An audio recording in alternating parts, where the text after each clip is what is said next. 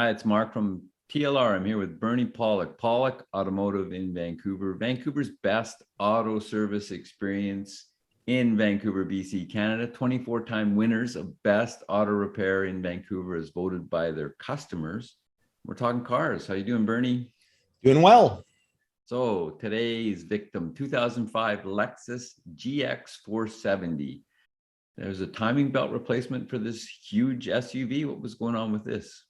Yeah, so this vehicle was basically due for a timing belt replacement. The owner brought the vehicle in, so we proceeded to do that. Was there any kind of indication that there was something wrong with the belt?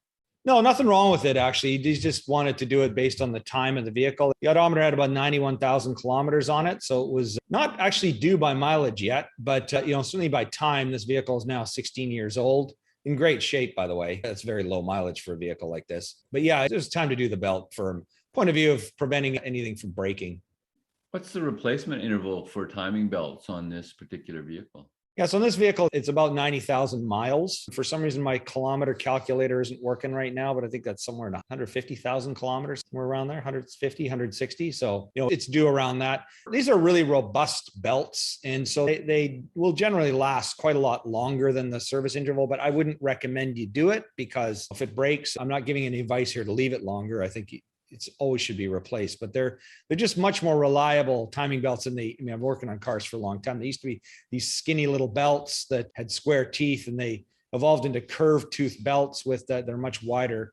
We can actually look at a couple of pictures right now, and it kind of gives you an idea of what the belt looks like. So there's a view of the front of the engine. This is actually the new timing belt installed. I didn't take pictures all the way through the process, but this is one of the camshaft covers back on. This is the cover removed on this side, so you can see the belt in here, but it's quite a wide belt, well over an inch wide. And as I was saying, like in the olden days, they were much thinner and they never lasted as long, but manufacturers got smart.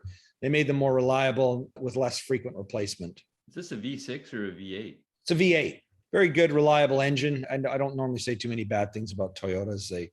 Eventually it's a Lexus, but still a Toyota. Here's another close-up view. This is the variable valve timing actuator, and there's the belt. You can see the belt kind of in there. As I said, these are with all the covers installed, but power steering pump is kind of loose here. You can see it's kind of sitting on an angle, so things are not fully back together, but at least it gives a view of the engine compartment. What else did you replace with the timing belt? Well, the water pump, for one. This is a view of the water pump. We also changed the tensioners, and most of the time we change the front engine oil seals as well because they tend to leak and cause problems. But we don't on all vehicles nowadays. It used to be at one time, by the time your timing belt was worn out, your oil seals were usually leaking oil. But again, manufacturers make them out of much better materials, so they tend to be very durable, sometimes lasting, I don't want to say the life of the car, whatever that is, but they may last for decades without failing. Whereas in the olden days, the seals, sometimes we take them out and they'd be hard as hockey pucks. They'd be leaking oil all over the place. Anyways, the water pump was one item we replaced. This is a weep hole. This prevents coolant from actually running onto the timing belt. It goes through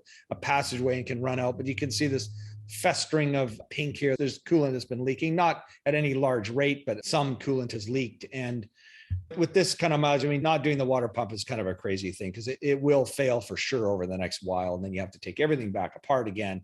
And it's driven by the timing belt. So if it seizes up, the bearing fails, it seizes up, then it'll damage the timing belt. And that's definitely something we don't want to do. So this was another issue. Was there any other issues? Yeah, and so I was going to say that, like the water pump, to us, it's a standard job. Timing belt, oil seals, to a certain degree, the tensioners as well. There are tensioners that bearings that rub against the timing belt, idler pulleys, tensioners. Those all get changed at the same time. The only other thing we ran into is the radiator was starting to leak, and we replaced that as well, which is a little bit of extra work on top of the timing belt, but not a lot since we had covers and parts removed already. It's a little more accessible, but you can't see it so much here, but there was leakage at both tank seams. And, this is the original rad, so really good life out of this radiator. We've got a closer up view of the leak. You can see, again, this sort of pink festering. This vehicle uses, if you can't guess by the color, it uses pink colored antifreeze, something Toyota's used for quite a long time. And these are plastic tank radiators with aluminum cores, and they crimp these together. At one time, radiator shops would actually replace these. We could actually get these recored, but that's long gone. Radiators are all sold new now. When they wear out, we just buy new ones. And the beauty of Chinese manufacturing has made the price very inexpensive for a complete radiator, whereas at one time it used to be very expensive. So this wasn't a major leak, could have been left, But at some point, it's going to get a whole lot worse. And why not do it now while you have it apart and you won't have to deal with it again for a decade? So how are these Lexus SUVs for reliability?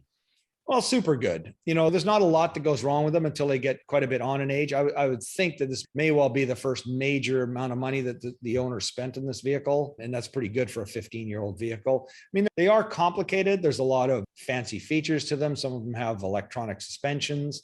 So when things do go wrong, they are expensive to fix, and they will eventually wear out. But I just find on these that they just have a much longer lifespan, and you generally pay a lot more for. There was a time I was kind of hunting around for a compact SUV, looking at European versus like a Lexus. And Lexus, they're a lot more money because people know that they're more reliable. Things like BMWs and Mercedes, they depreciate much faster because there are more problems with them. So you can buy the vehicle for cheaper. You'll just spend more money fixing it. You have to kind of do the math. Maybe it's better to buy the German vehicle over the Japanese, but it all depends. But anyways, very reliable. And the North American manufacturers aren't even in the running? Well, I guess when I'm thinking about Ford Explorers, what else do we have? Dodge, there's some Chrysler products. There's some GMs that are good. I don't know. I just, for some reason, just compare the Japanese to the German. I think they're kind of the extremes, and the Americans kind of fit in the middle. But yeah, definitely if you want to buy a long-term, good, reliable vehicle, Lexus is a great way to go. If you need some service for your Lexus or Toyota product, or any Japanese-made vehicle in Vancouver, BC, Canada, the guys to call are Pawlik Automotive. You can reach them at 604-327-7112 to book your appointment. You have to call and book ahead. They're busy. Or you can book online, pawlikautomotive.com. They'll get back to you. They'll get the details. They'll make sure they're ready when you show up. Also, check out our YouTube channel, hundreds of videos. Many hundreds. We've done this for 10 years, all makes, models, types of vehicles, all types of repairs. And of course, we really appreciate you watching and listening. Thank you. Thank you, Bernie. Thank you, Mark. Thanks for watching. It's always a pleasure.